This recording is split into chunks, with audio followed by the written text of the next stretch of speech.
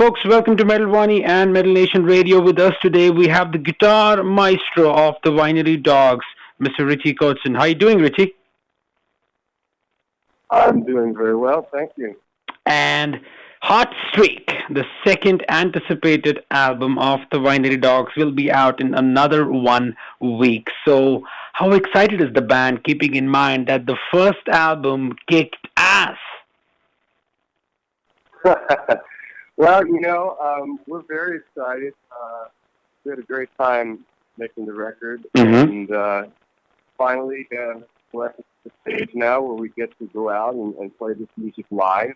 Right. Our first show is on October 3rd in Connecticut, which is the day after the record's release. So we're diving right into the tour, and we've got plans to keep going well into next year. So we're just getting started. Obviously, the record is brand new, and I really like what we did. I mean, I actually think we took things to another level with this record. I think the band has really grown, and I think it's evident on the new record. It sounds good because, I mean, you guys are known for not just a lot of catchy elements in the music, but also aspects which speak of sound musicianship. Now, I want to know from your perspective, like, what new areas did you guys get to explore, on Hot Streak?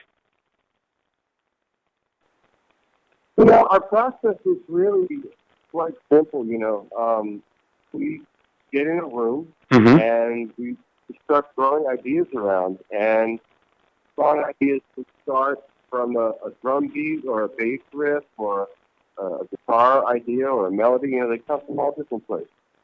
But basically, it's a situation where we construct what I like to call musical skeletons. Right. So we have these instrumental pieces, verse, chorus, bridge, solo section, and we basically arrange these things, and then I take them and live with them for however long I need to, and write lyrics and melodies and turn them into songs. And then once I do what I have to do, we get back together again and book studio time and start recording the record.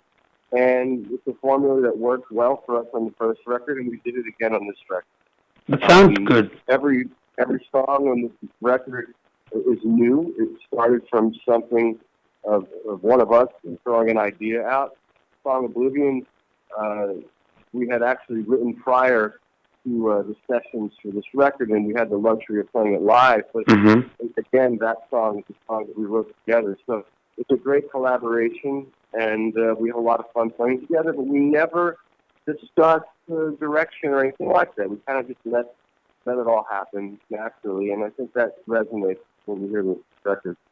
That sounds cool because the first album, I know that there were many songs which you had written in general, and then you guys, shaped it up together. So for this album, like you said, you guys were in a room and, you bashed out ideas. So I was under the impression that basically, the sound might have been pre-decided as to how it's going to be. And basically the album to be a sort of narrative or, let's say, solely upon the interpretation of the listener.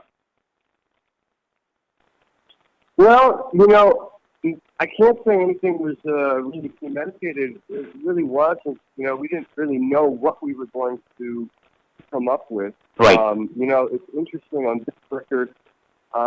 Billy had a lot of really cool ideas. Hot Streak, for example, was a warm-up exercise that I heard him playing in my studio, and I said, wow, that's a cool riff. Let's make a song around that. And so we recorded us just jamming on that riff, and then I later took it upon myself to structure that into some form of a song, and that ended up being the title track of the record. But that's kind of the process that we use. We don't really discuss too much as far as the direction. We kind of let that happen naturally, and I think it worked well for us. I'm happy with the record. I think we outdid ourselves. I think this is a stronger record than the first one. That's really it, because while listening to the Hot Streak, it was very clear to me that it is going to probably appeal to the larger audience as compared to the debut album. So even when the Oblivion came out, I saw the response from the fans was amazing. So I'm sure you guys must have done some research to see how are they perceiving this second album altogether. So what's been some of the best responses you have received so far? Well, I don't know that our fan base has really heard the record because it hasn't been released yet. And I know it was released in Japan, so people there obviously have it. But globally, I know there's a lot of people that follow the band that have not yet heard it. Yeah. We're doing is a song that we actually wrote about a year ago on one of our breaks. And we've been playing that song live, so it ties well into the first record and kind of picks up where we left off. But I think on this record, we kind of went into some other areas, especially in the production element. I did a lot of different things in this record, approaches vocally and on the guitar, that I think added some new flavor to the band. And so we didn't abandon anything that we established in the first record, but just instinctively from playing together now and having done over 100 shows, right, I think that we have a better connection with each other, and so I think the music's stronger. That's awesome because the musical experience and let's say the magic which we fans got to hear with the first album is currently even more. It's taken 10 steps ahead, and that's what we hear on Hot Streak. I mean, I listen to an acoustic harmonic present in Fire, or let's say an energetic approach of Captain Love. I mean, there's a good deal of diversity on this album, which is something which is, really great because 14 songs on the album, some people might perceive that it's too much, but it's not. There's a diversity which you guys have made sure that fans get to enjoy. So how about the overall sound of the album? Was it something you guys were looking forward to? Well, I think the sound of the record really has a lot to do with the production choices that were made. The way that we record, we go into the studio together. We have our arrangement pretty much set on how we're going to play the song. And our goal is to track drums and bass, get a great drum performance, and then Billy does his bass. Right. And so then I pretty much take over at that point and bring the session files back to my studio, and then I start making decisions based on what they did. And so some songs, like a Begin or a Captain Love or Hot Streak, it's a pretty straightforward approach with production where it's just really trying to create the sound of the band, the live sound that we have, which means, one or two guitar tracks, lead vocal, harmonies, what have you, and that's pretty much it. However, some of the other songs, for whatever reason, the way I heard them, I felt like we needed a little more color and could be a little more interesting with the choices as far as overdubs. So if you look at a song like Fire, I ended up deciding to go with a nylon string guitar and a piano. That's something that the WINERY DOGS haven't done before in that way. Or if you listen to a song like Ghost Town, I took a totally different approach with the guitars than I normally would on a WINERY DOGS song, and I did a lot more cleaner kind of textures and that sort of thing. And I think it works, and that's part of the reason why you have this impression of the record being diverse. Right. It comes down to the production choices in the end and the treatment of the song. And then, of course, when you play it live, it becomes something else, and I think that's exciting, too. I always like to see a band playing live in the moment rather than trying to recreate what they did in the studio. True. That's another thing I'm looking forward to, is seeing how this stuff translates live.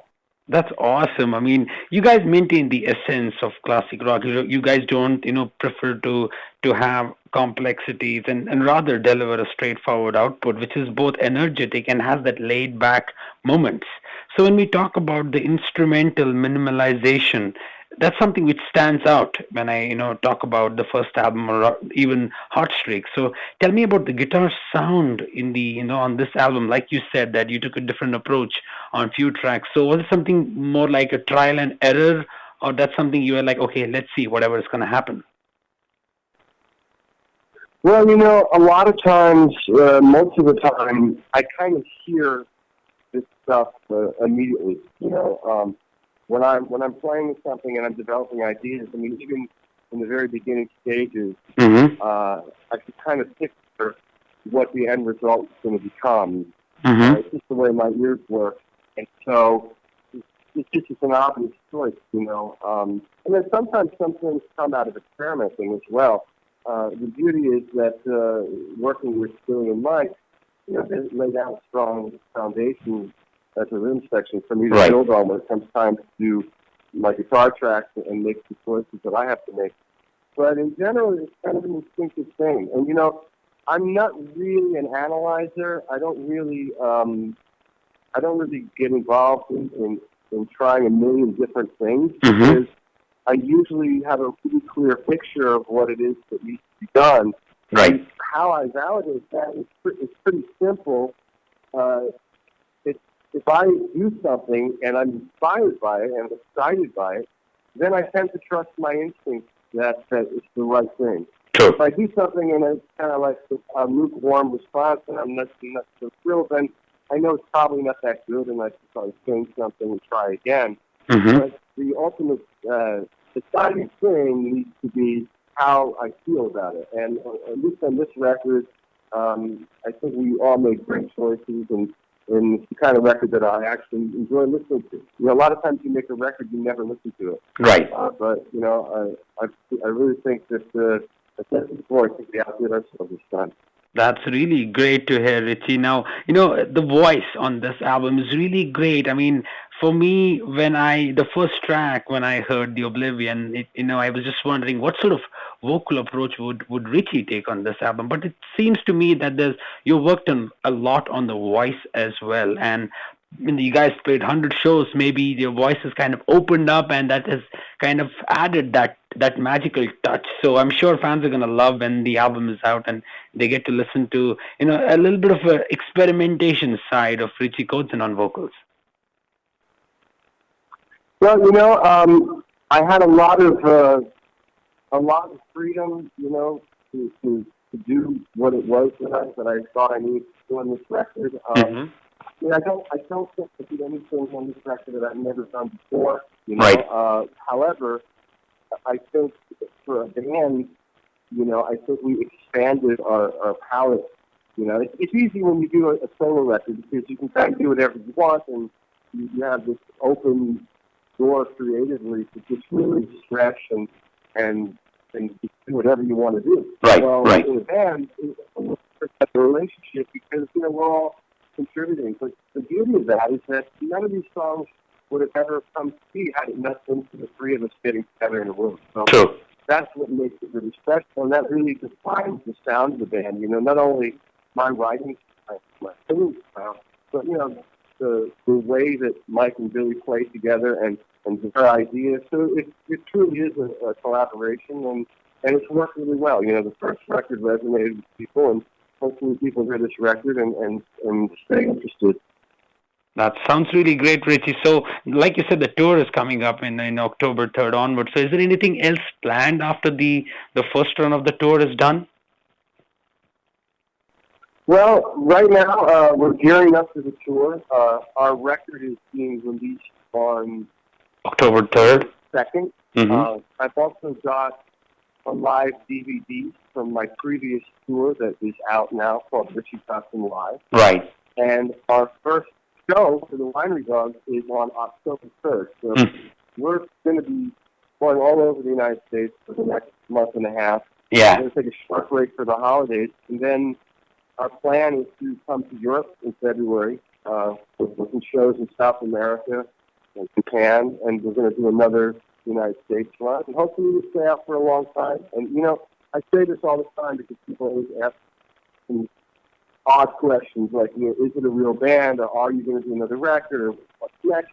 And my feeling is we really enjoy playing together.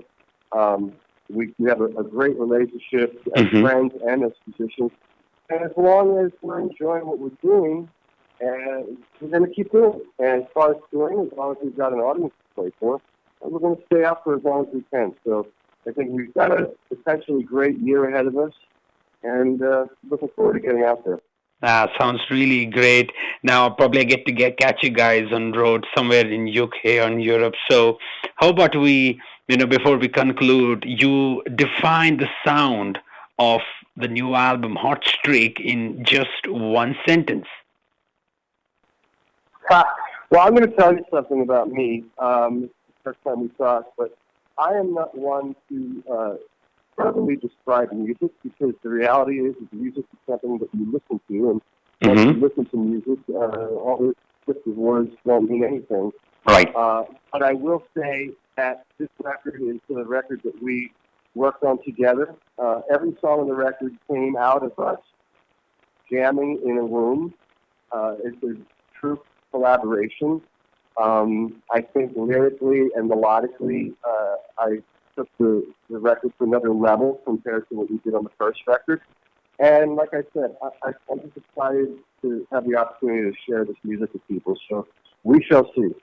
Awesome, Richie. Thanks, Richie. It's been a great, honor having a chat with you. Look forward to see this material being played live on road, and have a great year ahead, my dear friend. It's been a great time having a chat with you. Oh, thank you very much, and I hope to see you somewhere on the road.